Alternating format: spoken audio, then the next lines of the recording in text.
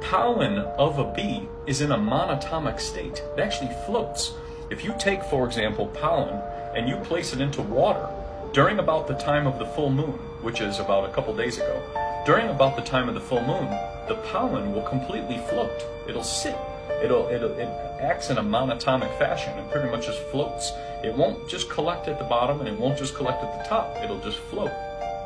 And that's because as the bees are flying and their little wings are doing their thing and everything, and they're levitating around and doing their whole situation, they are creating that pollen. That pollen is electrically charged, and then when we go to consume that, we actually start to get healed.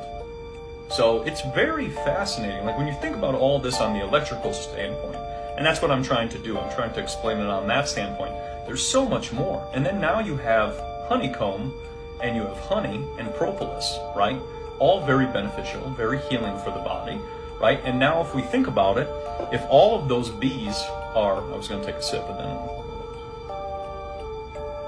So if all those bees, their wings are flying just like this the whole time, or they're all on that honeycomb, all like this kind of, and they're all buzzing, that buzzing sound, right, is basically, if that's creating electricity the whole time, then what's happening is, and people are talking about the hertz, the different hertz that are coming up from, and we'll talk about that next with the bee, but if the honeycomb, right, all the honey is now being electrically charged, right, the honey is getting electrically charged by these beautiful bees, and then we go to consume that, what happens with us?